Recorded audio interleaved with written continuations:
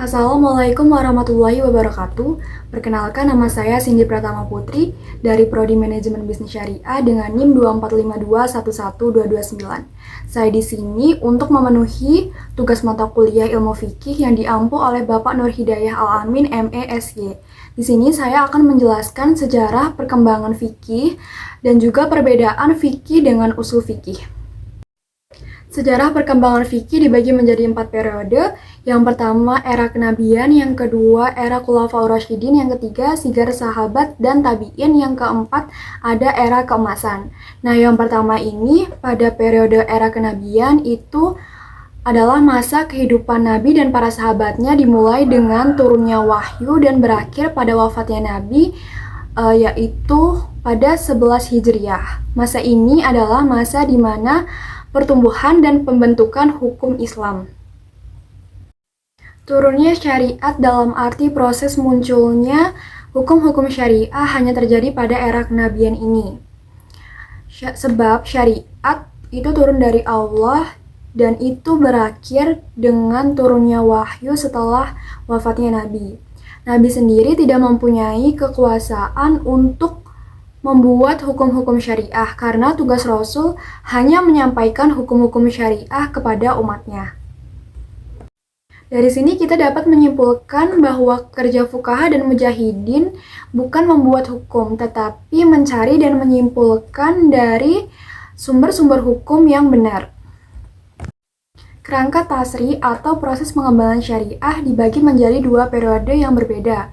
Yang pertama ada tasri di zaman Mekah ini, yaitu selama 13 tahun kenabian Muhammad di Mekah. Turunlah sedikit hukum yang menitik beratkan proses penanaman nilai-nilai tauhid seperti keimanan kepada Allah, Rasulnya, hari kiamat, dan memerintahkan juga untuk berakhlak mulia seperti keadilan, kebersamaan, menepati janji, dan memerintahkan juga untuk menjauhi maksiat seperti berzina, penipuan, dan pembunuhan.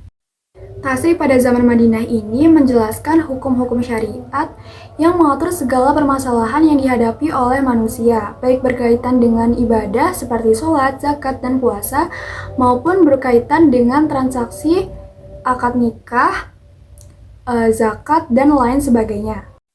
Menurut Dipo 2020, ciri menonjol dalam fase ini adalah bahwa hukum tidak diwahyukan sekaligus. Itu terungkap secara bertahap selama 23 tahun. Misalnya yang awalnya sholat adalah kewajiban pagi dan sore, lalu diwajibkan 5 kali sehari. Kemudian juga ada awalnya zakat tidak ditentukan atau terserah individu ingin seberapa banyak. Ijtihad pada periode ini masih dianggap sebagai bagian dari wahyu. Kapanpun Nabi SAW menjalankan penilaiannya sendiri, Allah akan menegaskan dan membimbingnya ke sesuatu yang lebih baik dan benar. Kemudian yang kedua periode ini ada fikih era Khulafaur Rasyidin. Perkembangan fikih ini dimulai setelah wafatnya Nabi pada tahun 11 Hijriah dan berakhir ketika Muawiyah bin Abu Sufyan menjadi khalifah pada tahun 41 Hijriah. Ini sumber hukumnya adalah Al-Quran, Sunnah, Ijma atau konsensus, dan Ijtihad atau pendapat pribadi. Para sahabat memiliki pemahaman tentang Islam akibat lama berinteraksi dengan Nabi dan mereka menyaksikan langsung proses turunnya syariat. Kemudian juga mereka menyaksikan juga menangani masalah yang muncul dengan merujuk kepada Al-Quran dan Sunnah Nabi. Tidak semua sahabat Nabi adalah ahli hukum. Ada 7 sahabat Nabi yang paling banyak memberikan fatwa, yaitu Umar bin Khattab, Ali bin Abi Thalib, Abdullah bin Mas'ud, Aisyah, Zaid bin Thabit, Abdullah bin Abbas, dan yang terakhir ada Umar radhiyallahu anhu.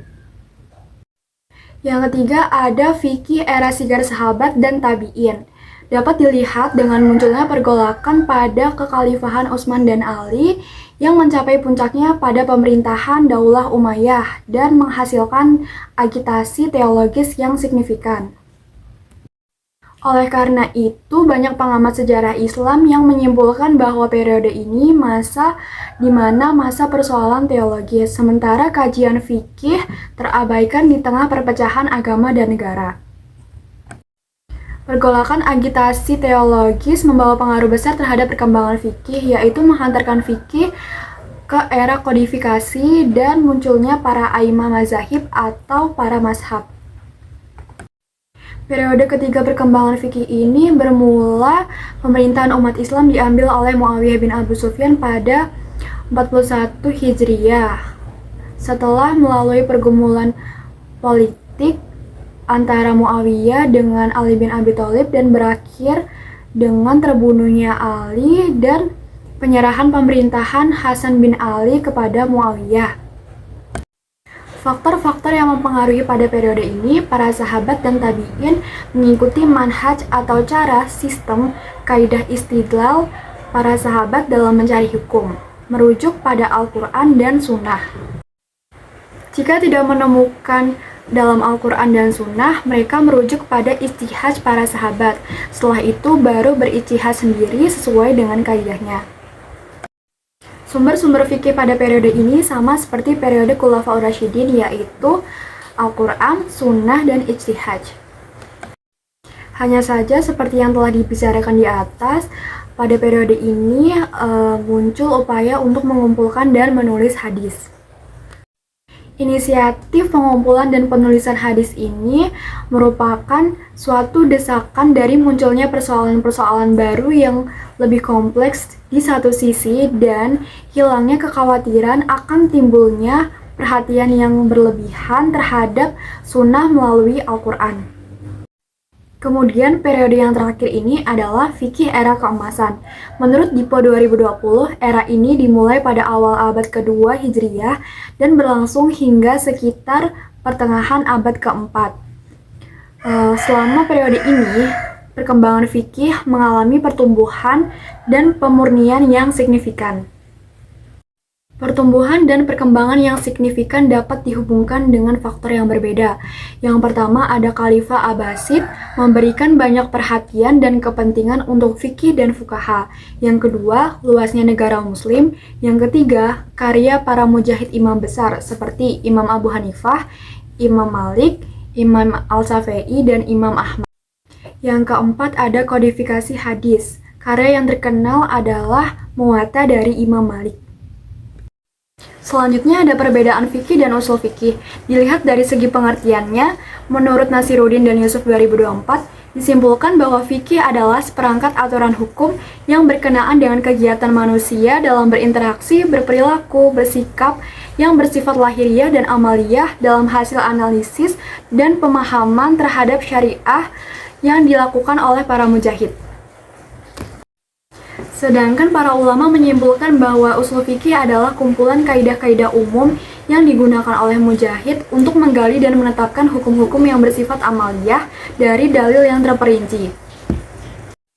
Perbedaan yang kedua menurut Zaki 2022, yaitu objek fikih adalah perbuatan mukallaf, sedangkan usul fikih adalah dalil-dalil syar'i.